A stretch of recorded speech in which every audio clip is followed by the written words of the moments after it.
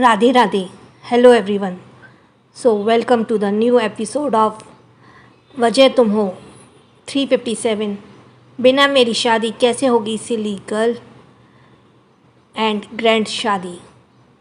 12 दिन बाद सुबह का वक्त. इस वक्त पैलेस में काफ़ी ज़्यादा हलचल मची थी.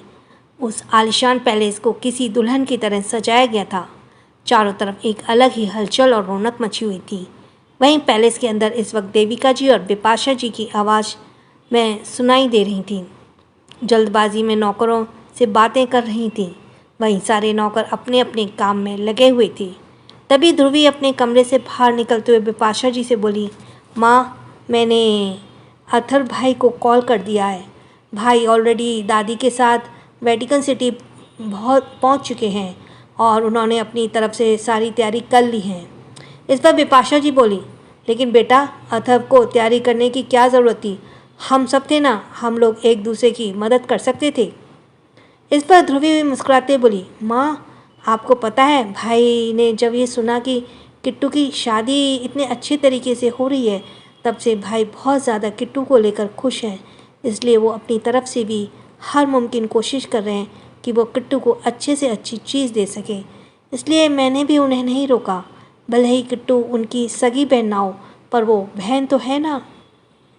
ध्रुवी की यह बात सुनकर बिपाशा जी भी फिर मुस्कुराते हुए शांत हो गईं. तभी देविका जी मंदिर में से निकलते हुए ध्रुवी को बिपाशा जी से बोली, पंडित जी का फ़ोन आया. पंडित जी को फ़ोन कर दो. उन्हें भी आज हम यहीं से वहाँ के लिए लेकर चलेंगे, क्योंकि हमें नहीं लगता विदेश में कोई भारतीय पंडित हमें मिलेगा. इस पर बिपाशा जी और ध्रुवी दोनों मुस्कुराई और फिर बिपाशा जी बोली, हाँ माँ, मैंने पंडित जी से बात कर लिया है और वो वहाँ जाने के लिए भी तैयार हैं. तभी ध्रुवी उनके बीच में बोली, अरे तैयार नहीं, बल्कि वो तो एक्साइटेड हैं. उनकी बात से ही लग रहा है जैसे वो फर्स्ट टाइम विदेश जा रहे हो, और जब उन्होंने सुना कि वो विदेश में शादी करवाएंगे, तब तो वो बिना हमारे एक्स्ट्रा कुछ कहने से पहले ही राज़ी हो गए थे. इस पर देविका जी भी हंसने लगी. तभी वो आसपास में देखते हुए बोली, अंतरा, दक्ष और जीवा, ये तीनों कहाँ हैं? कोई दिख नहीं रहा. इस पर ध्रुवी बोली, जीवा और दक्ष दोनों अंतरा के साथ गार्डन में हैं. इस पर फिर देविका जी बोली, ठीक है, जल्दी जल्दी तैयारी करो, हम कुछ घंटे में ही वहाँ के लिए निकलेंगे, क्योंकि कल हल्दी होगी, फिर हल्दी और संगीत, और उसके दूसरे दिन शादी है. बहुत सारे काम हैं और वक्त कम. इस पर ध्रुवी मुस्कुराते हुए बोली, दादी, ऑलमोस्ट सारी तैयारियां हो चुकी हैं, आप इतना मत परेशान हो. इस पर देविका जी बोली, अरे परेशान क्यों ना हो, मेरे छोटे पोते की शादी है. उसकी शादी ऐसे मामूली नहीं होने दे सकती. उसकी शादी में जो मैंने अरमान सालों पहले सजाए थे वो अब भी पूरे करूँगी, इसलिए कोई भी कमी नहीं रहनी चाहिए. इस पर बिपाशा जी और ध्रुवी एक दूसरे को देखने लगीं. फिर उनके चेहरे पर एक बड़ी सी स्माइल आ गई. वहीं दूसरी तरफ गार्डन में इस वक्त अंतरा जीवा के दोनों हाथों को पकड़कर उसे धीरे धीरे चलाना सिखा रही थी. जीवा खिलखिलाकर हंसते हुए अंतरा को देख रही थी, लेकिन सोफे पर बैठा दक्ष इसे देखकर बिल्कुल भी खुश नहीं था, और वो घूर घूर कर कभी जीवा को देखता तो कभी अंतरा को देखता. दक्ष के हाथों में इस वक्त पेंसिल और एक नोटबुक थी, जिस पर वो सर्कल बनाना सीख रहा था, लेकिन उसका दिमाग इस वक्त पढ़ाई पर कम अंतरा और जीवा पर ज़्यादा लगा हुआ था. दक्ष जीवा को घूरते हुए आखिर में अंतरा से बोला, मम्मा, आप मेरे पास आओ. आपने ऑलरेडी जीवा के साथ बहुत खेल लिया, अब मुझे आप लिखना सिखाओ. दक्ष की ये बात सुनकर अंतरा अपना सर घुमाते हुए से उसे देखकर बोली, दक्ष, मैंने अभी अभी आपको सिखाया था ना कि सर्कल कैसे बनाया जाता है. आप उस पर प्रैक्टिस करो. देखो, मैं अभी जीवा को चलाना सिखा रही हूँ. जीवा कितनी खुश लग रही है. ये कहते हुए अंतरा प्यार से जीवा के गालों पर किस कर ली. वहीं जीवा खिलखिलाकर वापस से हंसने लगी, लेकिन दक्ष ने सब देखकर पूरा जल भुन गया, राख हो गया, और वो चिढ़कर बोला, मम्मा, आप अभी के अभी मेरे पास आओ. मुझे अच्छा नहीं लग रहा, आप उसके साथ इतना टाइम स्पेंड कर रहे हो. इसके पास तो ऑलरेडी बड़ी मॉम और बड़े डैड हैं और आप तो अभी अभी मेरे पास आए हो, फिर आप सारा टाइम मुझे दो। दक्ष की ये बात सुनकर अंतरा गहरी सांस लेकर धीरे से बोली, दक्ष, मैंने उस दिन ही आपको ये बात समझाई थी कि आप जेलस होना बंद करो। मैं सिर्फ आपकी ही हूँ, लेकिन मेरे और भी रिस्पॉन्सिबिलिटी हैं। मैं जीवा की मौसी और चाची दोनों हूँ। मुझे इसके साथ टाइम स्पेंड करना अच्छा लगता है और मैंने आपको जो वक्त दिया है उस पर कंसंट्रेट करो, ओके? ये कहते हुए अंतरा वापस से जीवा के हाथ को पकड़कर उसे चलाने की कोशिश करने लगी। वहीं जीवा को कुछ समझ नहीं आ रहा था। वो टुकुर टुकुर कभी अंतरा को देखती तो कभी गुस्से से बैठे दक्ष को देखती। वहीं अंतरा वापस से जीवा को देखकर प्यार से बोली, जीवा, आप अपने एंग्री भाई से बिल्कुल मत डरो, वो इसी तरह का है। आप सिर्फ अभी अपनी मासी चाचा पर मासी चाची पर कंसंट्रेट करो। ये सुनकर वो वापस से हंसने लगी और अंतरा के साथ चलने की कोशिश करने लगी। तभी अंतरा का फ़ोन रिंग करने लगा। फ़ोन देखकर अंतरा ने फिर जीवा को अपनी गोद में उठाया और उसे ले जाकर दक्ष के साथ सोफे पर बैठ गया। वहीं दक्ष उसे अपने पास बैठा देखकर अपनी आंखें छोटी करके घूरने लगा। तभी अंतरा ने अपने फ़ोन पर देखा, जहां पर श्रेया का कॉल आ रहा था। श्रेया का कॉल देखकर अंतरा वहीं सामने सोफे पर बैठ गई और कॉल पिक करते हुए बोली, हेलो श्रेया, क्या तुम्हारी सारी पैकिंग हो गई? तभी उधर से श्रेया, जो अपनी भारी भरकम लगेज निकालते हुए उसे नौकर को दे रही थी और खुद कार में बैठ रही थी, वो गहरी सांस लेकर बोली, हाँ मेरी माँ, मैं इस वक्त तुम्हारे लिए दिए गए ऑर्डर को ही फॉलो कर रही हूँ। वैसे तुमने मुझे 3 साल तक कोई बात नहीं की थी। मेरा मन तो नहीं था कि तुम्हें सीधे शादी वाले दिन ही आऊँ, लेकिन मन तो था कि मैं तुमसे सीधे शादी वाले दिन ही मिलूँ, लेकिन फिर तुम्हारी ज़िद की वजह से मैं तुम्हारी शादी से 3 दिन पहले चल रही हूँ, और अगर तुम मेरी शादी में 10 दिन पहले नहीं आई फिर मुझसे बुरा कोई नहीं होगा। ये कहते वो अपनी कार में बैठ गई। वहीं अंतरा यह सुनकर हंसते हुए बोली, हाँ हाँ, मुझे अच्छे से पता है, पहले तुम शादी तो करो, वहाँ आने की जिम्मेदारी मेरी है। इस पर श्रेया मुंह बनाते बोली, यू नो वॉट अंतरा, मेरे बंदे ने मेरे पास आज 3 दिन से कॉल नहीं किया है, और पता है वो बंदा किसके साथ है? तुम्हारे बंदे के साथ। दानिश का जिक्र सुनकर अंतरा भी मुंह बनाते हुए बोली, हाँ, दानिश भी आज 1 हफ्ते से यहाँ घर वापस नहीं आए हैं। उनकी तो तबीयत भी ठीक नहीं है। मुझे उनकी फिक्र हो रही थी। मैंने शिवम के पास कॉल किया तो शिवम ने मुझसे कहा कि मैं दानिश की फिक्र ना करूं, दानिश बिल्कुल ठीक है। दानिश ने भी मेरा पास कॉल नहीं किया करके नहीं बताया कि वो कहाँ गए और किस लिए गए हैं। मुझे भी कुछ समझ नहीं आ रहा।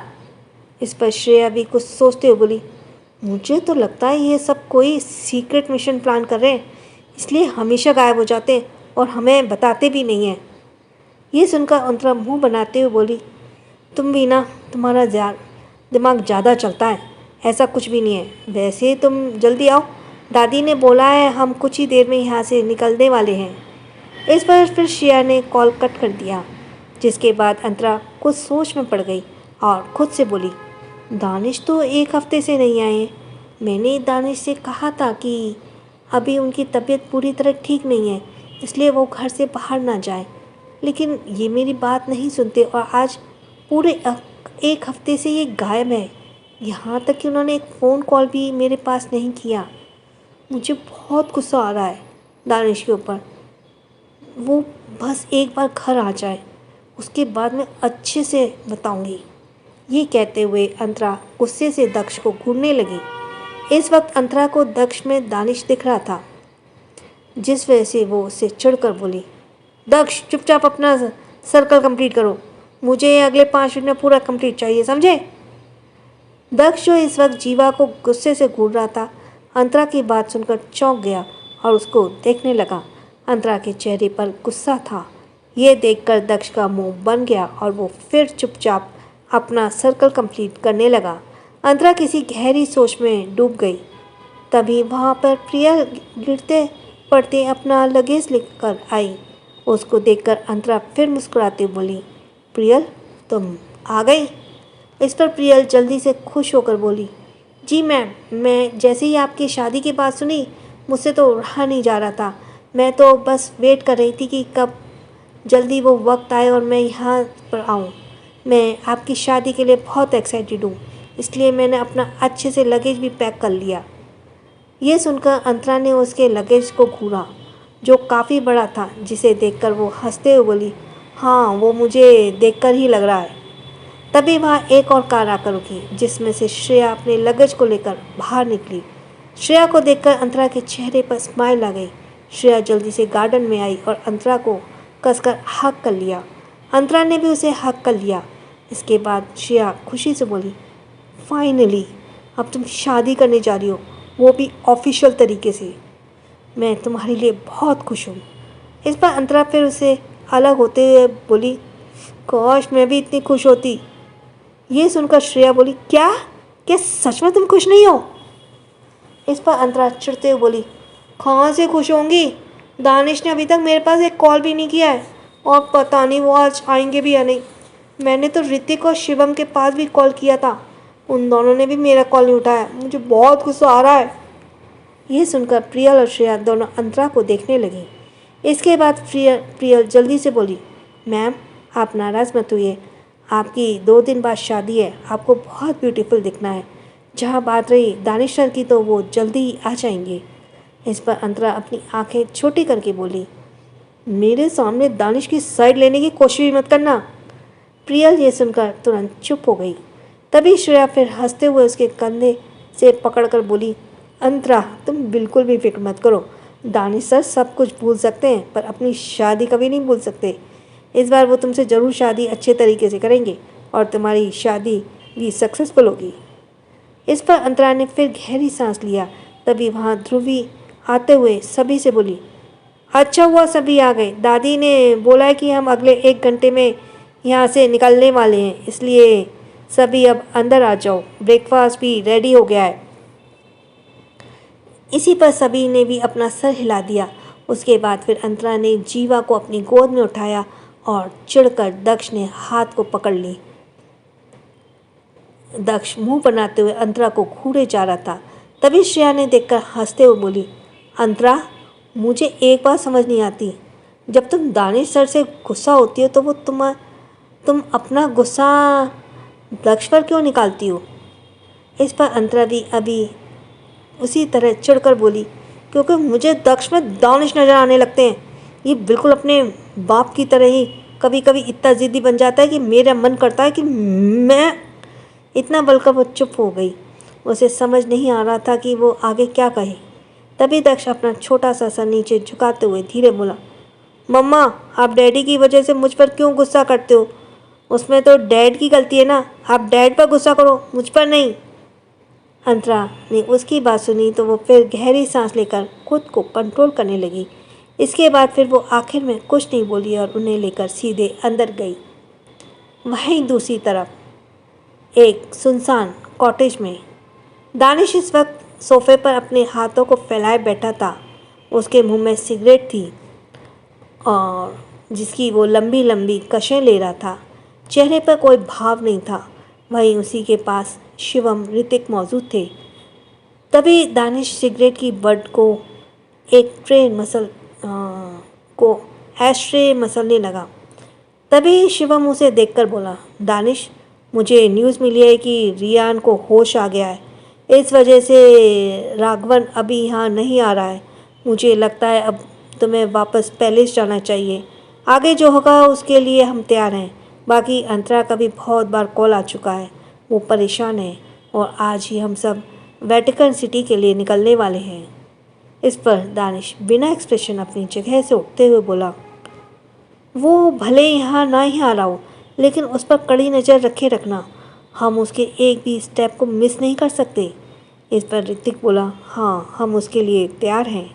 इस पर दानिश वहाँ से बाहर निकल गया। वहीं दूसरी तरफ अब तक वेटिकन सिटी निकलने के लिए सारी तैयारियाँ हो चुकी थीं। पैलेस में बड़े से गार्डन एरिया में चॉपर रेडी खड़ा था। वहाँ अंदर परितोष, शिशिर, देविका और बिपाशा जी, वो चारों बाहर निकले और वो चारों एक चॉपर में जाकर बैठ गए। इधर इसके बाद उनका चॉपर पहले ही वहाँ से वेटिकन सिटी के लिए रवाना हो गया, क्योंकि देविका जी पहले से वहाँ जाना चाहती थी।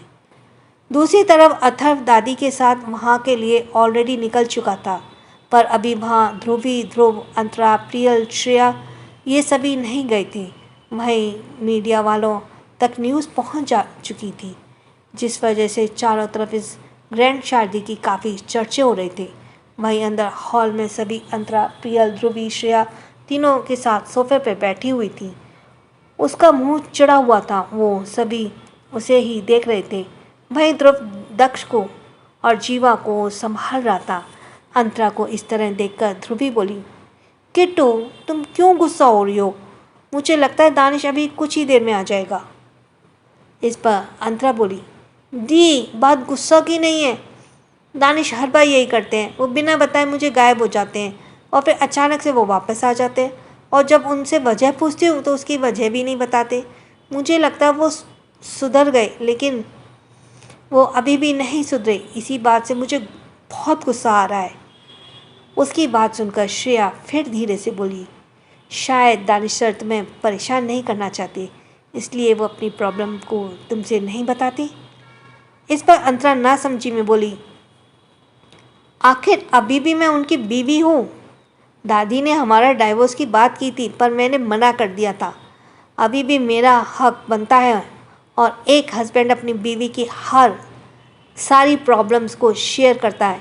उन्होंने तो मुझसे प्रॉमिस भी किया था कि वो अब मुझसे हर छोटी बात बड़ी बात को शेयर करेंगे, लेकिन अभी अंतरा आगे कुछ ही कहती, तभी एक भारी आवाज़ आई, लेकिन मैंने कब तुमसे ये कहा कि मैं तुमसे अपनी कोई भी बात शेयर नहीं करूँगा, सिली गर्ल। उस आवाज़ को सुनकर अंतरा चुप पड़ गई और वो गेट की तरफ देखने लगी, जहाँ इस वक्त दानिश ब्लैक आउटफिट में अपने पैंट के पॉकेट में दोनों हाथ डाले खामोशी से खड़ा उसे ही घूर रहा था। वहीं उसके पीछे ऋतिक, शिवम और करण के साथ सौम्या भी आ चुकी थी। सौम्या फिर से श्रेया और बाकी सब के पास चली गई। वहीं अंतरा ने जैसे ही दानिश को देखा, वो उससे अपनी जगह से उठी और तुरंत दानिश के पास गई। अगले ही पल उसने कसकर दानिश के कॉलर को पकड़ा और गुस्से से बोली, दानिश आखिर आप खुद को समझते क्या हैं? आप आज पूरे एक हफ्ते से गायब हैं। मैंने आपके पास इतने सारे कॉल्स किए, मैसेज किए, आपने एक बार भी उनका रिप्लाई नहीं किया, और ना ही खुद से मुझे कॉल करके इन्फॉर्म करना ज़रूरी समझा। आखिर आपने मुझे क्या समझ रखा है? वहाँ सभी अंतरा को इस तरह देखे जा रहे थे। दानिश सर्द एक्सप्रेशन के साथ अपनी कॉलर को अंतरा के हाथों से छुड़ाते बोला, सिली गर्ल, मैंने तुमसे कोई झूठा प्रॉमिस नहीं किया। मैं अपने कहे शब्दों से पीछे नहीं हटा, सो मैं तुमसे सब कुछ बताऊंगा। तुम इतना हाइपर क्यों हो रही हो? इस पर अंतरा गुस्से से बोली, सीरियसली दानिश, मैं हाइपर हो रही हूँ? आप खुद की हरकतें देखें। मैंने आपसे मना किया था ना कि आप घर से बाहर नहीं निकलेंगे जब तक आप पूरी तरह ठीक नहीं हो जाते, लेकिन आप थोड़े ठीक क्या हुए, आप तो हफ्ते भर घर से ही गायब रहने लगी। आपको पता है घर वाले भी आपसे नाराज़ हैं। दादाजी, पापा, यहाँ तक कि माँ भी आपसे इस बार नाराज़ हो गई हैं। इस पर दानिश ने उसके चेहरे को अपने हाथों में भरा और उसकी आंखों में गहराई से देखकर बोला, बस तुम मुझसे नाराज़ मत हो, बाकी और किसी की नाराज़गी से मुझे फ़र्क नहीं पड़ता। यह सुनकर अंतरा चुप पड़ गई और वो दानिश की आंखों में एकटक देखने लगी। दानिश भी उसे एकटक देखे जा रहा था। कुछ देर बाद ऐसी बीत गया, लेकिन वो दोनों एक दूसरे से अलग नहीं हुए, जिसे देखकर वहाँ मौजूद सभी एक दूसरे का मुंह ताकने लगे। तभी ऋतिक मुंह बनाते हुए धीरे से बोला, क्या इन्हें मुझसे सिंगल को जलाना अच्छा लगता है? आखिर मैंने ऐसा कौन सा पाप किया है जो मुझे इस तरह ये लोग मिलकर। इस पर शिवम हंसते हुए बोला, तुम्हारी ज़िंदगी में लगता है प्यार लिखा ही नहीं है, जो मिलता है वो टिकती नहीं है। तुम्हें एक बार पंडित जी से अपने हाथ को दिखा लेना चाहिए। दिखा लो कि कहीं तुम्हारे साथ में प्यार की रेखा है या नहीं हाथ में। यह सुनकर ऋतिक ने मुंह बना लिया। तभी प्रियल शिवम की बात से हंसने लगी। उसकी हंसी सुनकर सभी उसे देखने लगे। वहीं ऋतिक ने जैसी उसकी हंसी सुनी उसकी आंखें छोटी हो गईं। प्रियल थोड़ी चुलबुली सी थी जिस वजह से वो अपने आप को कंट्रोल नहीं कर पाती थी, लेकिन उसने सभी की तरफ देखा तो वो थोड़ी ऑकवर्ड होकर जल्दी से चुप हो गई। तभी शिवम दानिश और अंतरा को घूरते हुए बोला, दानिश क्या तुम अब अंतरा को छोड़ोगे? हमें यहाँ से चलना है क्योंकि कल से ही फंक्शन शुरू हो रहे हैं, हमें जल्दी पहुँचना होगा। अंतरा ने जैसे ये सब की आवाज़ें सुनी वो तुरंत दानिश से अपनी नज़र हटाई। वो थोड़ी ऑकवर्ड हो गई। उसका चेहरा हल्का सा लाल हो गया। वो अपनी नज़र इधर उधर घुमाकर बोली, दानिश मैं आपसे बात नहीं करूँगी। यह सुनकर वो फिर अभी सभी के पास जाकर बोली, चलिए अब हम चलते हैं, मैं अपनी शादी के फंक्शन में लेट नहीं होना चाहती। ये कहकर वो दानिश को इग्नोर करके उन सभी के साथ बाहर जाने लगी। वहीं दानिश अपनी भौहें चढ़ाते हुए बोला, तुम मुझे छोड़कर नहीं जा सकती, बिना मेरे तुम्हारी किससे शादी करोगी? तभी अंतरा वहाँ से जाते बोली, आप परेशान मत होइए, मैं आपकी प्यारी सिगरेट को अपने साथ रख लिया है। आपको सबसे ज़्यादा अपनी सिगरेट से ही प्यार है ना, तो आप नहीं आएंगे तो मैं उस सिगरेट से शादी कर लूँगी। बस नाम हो जाएगा कि मैंने आपसे ही शादी किया है। यह सुनकर सब ज़ोर ज़ोर से हंसने लगे। दानिश ने कसकर अपनी मुट्ठियाँ बनाई तो वो सीधे उसके पीछे चला गया। उसके बाद फिर वहाँ से सभी अपने चॉपर में बैठ गए। वहीं दक्ष अंतरा और दानिश के साथ एक चॉपर में बैठा था। बाकी सभी अलग अलग में बैठे थे। इसके कुछ ही देर बाद उन सभी का चॉपर सीधा वेटिकन सिटी के लिए रवाना हो गया। अब आगे का जो होगा वो वेटिकन सिटी में नेक्स्ट एपिसोड में हम सुनेंगे। एपिसोड कैसा लगा आप कमेंट बॉक्स में ज़रूर लिखिएगा। Thanks for listening. छोटों को प्यार, बड़ों को सम्मान। आपने चैनल सब्सक्राइब कर दिया है ना? और मेरे बहुत सारे और भी 6 to 7 नई सीरीज़ चल रही हैं, आप उन्हें भी सुनिएगा। Bye bye, Radhe Radhe. जिसका सब्सक्राइब करना रह गया वो जल्दी से सब्सक्राइब करें। और थैंक्स फॉर लिसनिंग। छोटों को प्यार, बड़ों को सम्मान। राधे राधे।